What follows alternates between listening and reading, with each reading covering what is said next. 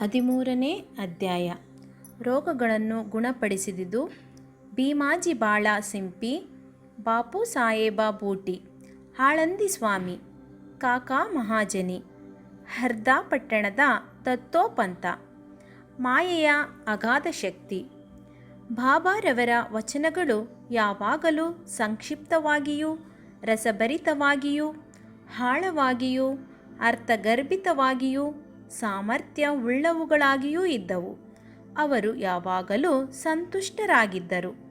ನಾನು ಪರಕೀಯನಾಗಿ ಮನೆ ಮಠಗಳಿಲ್ಲದೆ ಸರ್ವಸ್ವವನ್ನು ತ್ಯಜಿಸಿ ಒಂದು ಸ್ಥಳದಲ್ಲಿ ನೆಲೆಸಿದ್ದರೂ ಸಹ ಅನಿವಾರ್ಯವಾದ ಮಾಯೆ ಎಂಬುದು ನನ್ನನ್ನು ಆಗಾಗ್ಗೆ ಕಾಡುತ್ತದೆ. ನನ್ನನ್ನು ನಾನೇ ಮರೆತರೂ ಸಹ ನಾನು ಮಾಯೆಯನ್ನು ಮರೆಯಲಾಗುವುದಿಲ್ಲ.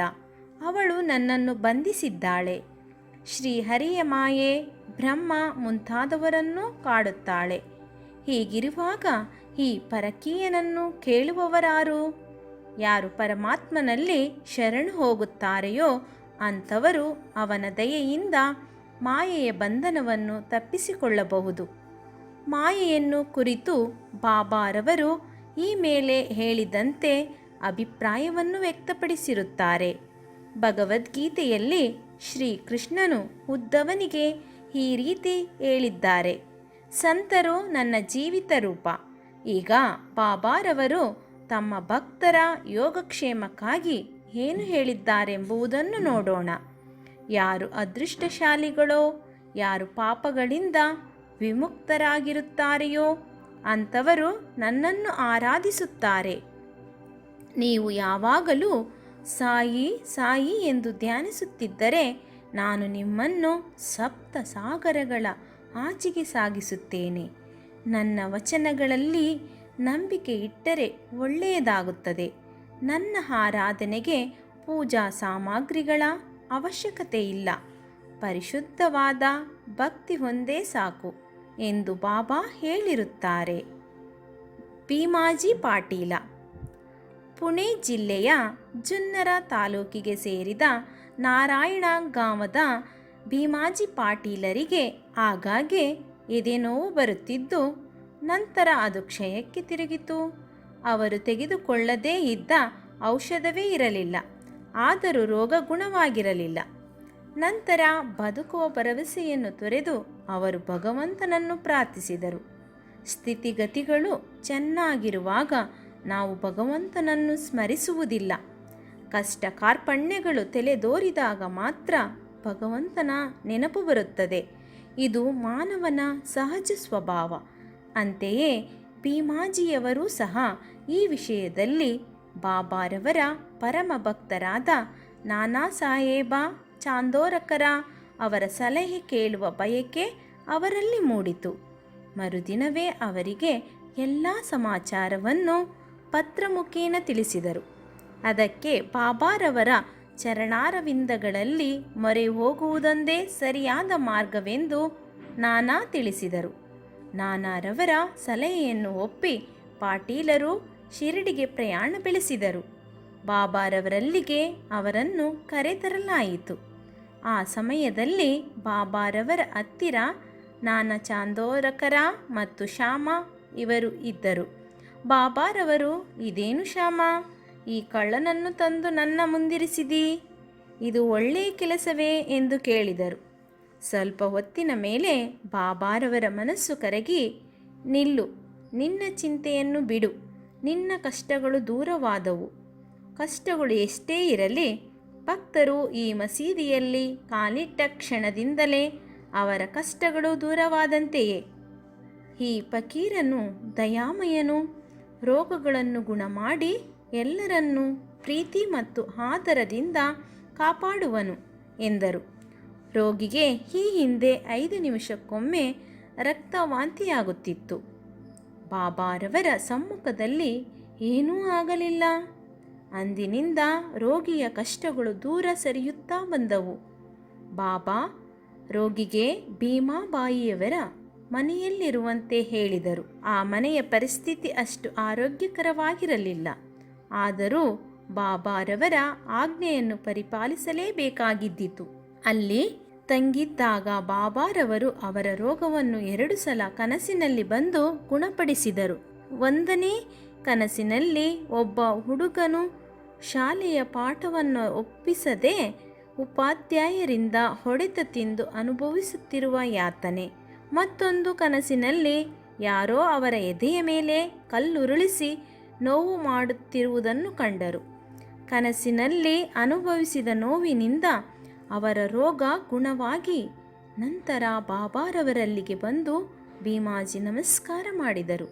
ಬಾಬಾ ಅವರಿಗೆ ಭಕ್ತರು ತಮ್ಮನ್ನು ಸದಾ ಅಚಲ ನಂಬಿಕೆಯಿಂದ ಸ್ಮರಿಸುವುದೊಂದೇ ವಿನಃ ಇನ್ನಾವುದೂ ಬೇಕಾಗಿರಲಿಲ್ಲ.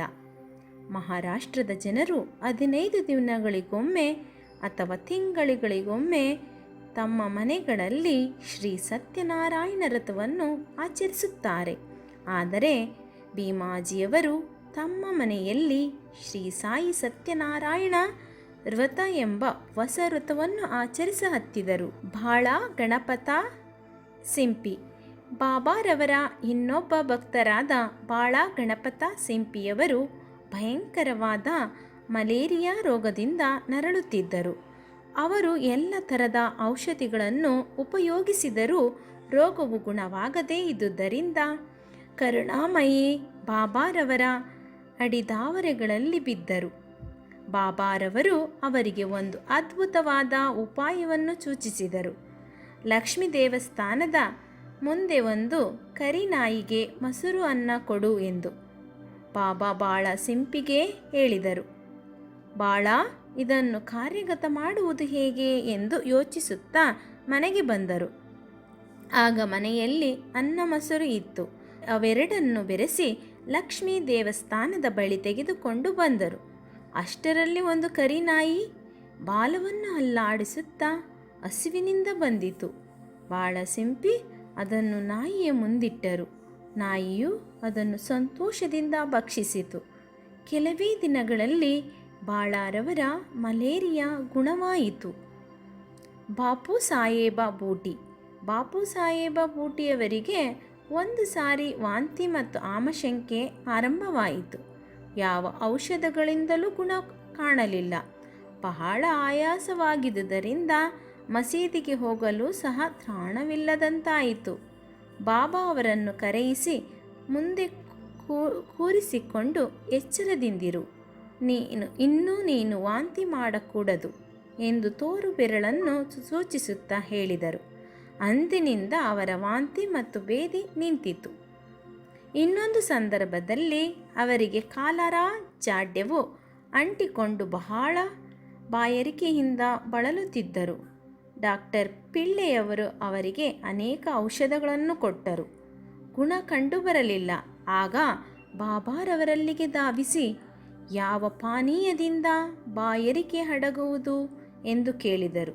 ಅದಕ್ಕೆ ಬಾಬಾರವರು ಬಾದಾಮಿ, ಅಕ್ರೋಟ್, ಪಿಸ್ತೆ ಇವು 3 ಅರೆದು ಸಕ್ಕರೆ ಹಾಕಿ ಹಾಲಿನಲ್ಲಿ ಸೇರಿಸಿ ಬೇಯಿಸಿ ಕುಡಿ ಎಂದರು. ಯಾವ ವೈದ್ಯನಾದರೂ ಕೇಳಿದರೆ ಇದು ರೋಗವನ್ನು ಹೆಚ್ಚಿಸುತ್ತದೆ ಎಂದು ಹೇಳಬಹುದು. ಆದರೆ ಅವರು ಬಾಬಾರವರ ಆಜ್ಞೆಯಂತೆ ಪಾಲಿಸಲೇಬೇಕಾಗಿದ್ದಿತು. ಈ ಔಷಧಿ ತಯಾರಿಸಿ ಕುಡಿದರು. ಅವರ ರೋಗ ಗುಣವಾಯಿತು. ಆಳಂದಿಯ ಸ್ವಾಮಿಗಳೊಬ್ಬರು ಬಾಬಾರವರ ದರ್ಶನಾಕಾಂಕ್ಷಿತರಾಗಿ ಒಮ್ಮೆ ಶಿರಡಿಗೆ ಬಂದರು. ಅವರಿಗೆ ಕಿವಿ ನೋವಿನಿಂದ ರಾತ್ರಿಯೆಲ್ಲ ನಿದ್ದೆ ಬರುತ್ತಿರಲಿಲ್ಲ. ಅವರಿಗೆ ಶಸ್ತ್ರಚಿಕಿತ್ಸೆ ಸಹ ಆಗಿದ್ದಿತು. ಆದರೂ ಗುಣವಾಗಿರಲಿಲ್ಲ. ನೋವು ಬಲವಾಗಿ ಏನೂ ಮಾಡಲು ತೋಚಲಿಲ್ಲ. ಅವರು ಬಾಬಾರವರ ದರ್ಶನ ಪಡೆಯಲು ಬಂದರು. ಆಗ ಶ್ಯಾಮ ಅವರು ಸ್ವಾಮಿಯವರ ಕಿವಿ ನೋವು ಹೋಗುವಂತೆ ಏನಾದರೂ ಮಾಡಿರಿ ಎಂದು ಬಾಬಾರವರಲ್ಲಿ ಬೇಡಿದರು. ಆಗ ಬಾಬಾರವರು ಅಲ್ಲ ಅಚ್ಚಾ ಕರೇಗಾ, ದೇವರು ಒಳ್ಳೆಯದನ್ನು ಮಾಡುತ್ತಾನೆ ಎಂದು ಸಮಾಧಾನಪಡಿಸಿದರು. ಸ್ವಾಮಿಯವರು ಪುಣೆಗೆ ಹೋದ 1 ವಾರದ ನಂತರ ಕಿವಿ ನೋವು ಗುಣವಾಗಿದೆ ಎಂದು ಪತ್ರ ಬರೆದರು. ಈಗಿತ್ತು ಬಾಬಾರವರ ಮಾತಿನ ಪ್ರಭಾವ.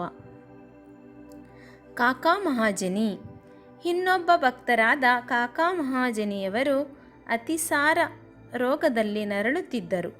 ಬಾಬಾರವರ ಸೇವೆಗೆ ಭಂಗ ಬಾರದಂತೆ ಮಸೀದಿಯ ಮೂಲೆಯಲ್ಲಿ ನೀರನ್ನು ಇಟ್ಟುಕೊಂಡು ಆಗಾಗ್ಗೆ ಹೊರಗೆ ಹೋಗಿ ಬರುತ್ತಿದ್ದರು. ಬಾಬಾರವರಿಗೆ ಇದು ಗೊತ್ತಿತ್ತು. ಅವರೇ ಗುಣ ಮಾಡುತ್ತಾರೆಂದು ಸುಮ್ಮನಿದ್ದು ಬಾಬಾರವರಿಗೆ ತಿಳಿಸಿರಲಿಲ್ಲ. ಮಸೀದಿಯ ಎದುರಿನಲ್ಲಿ ಕಲ್ಲು ಮಂಚ ಹಾಕುವ ಕೆಲಸ ಸಾಗುತ್ತಿದ್ದಾಗ ಬಾಬಾರವರು ಇದ್ದಕ್ಕಿದ್ದಂತೆ ಉದ್ರಿಕ್ತರಾಗಿ ಜೋರಾಗಿ ಕೂಗಿಕೊಂಡರು. ಅಲ್ಲಿದ್ದವರೆಲ್ಲರೂ ಹೆದರಿ ಓಡಿ ಹೋದರು. ಕಾಕಾರವರು ಮಾತ್ರ ಅವರ ಕೈಗೆ ಸಿಕ್ಕಿಬಿದ್ದರು. ಈ ಗಲಾಟೆಯಲ್ಲಿ ಯಾರೋ ಒಂದು ಕಡಲೆಕಾಯಿಯ ಚೀಲವನ್ನು ಅಲ್ಲಿಯೇ ಬಿಟ್ಟು ಹೋಗಿದ್ದರು.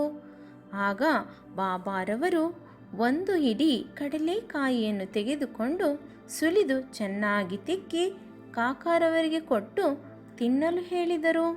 ಹೀಗೆ ಬಾಬಾರವರು ಕೊಡುತ್ತಲೇ ಇದ್ದರು. ಕಾಕಾರವರು ತಿನ್ನುತ್ತಲೇ ಇದ್ದರು.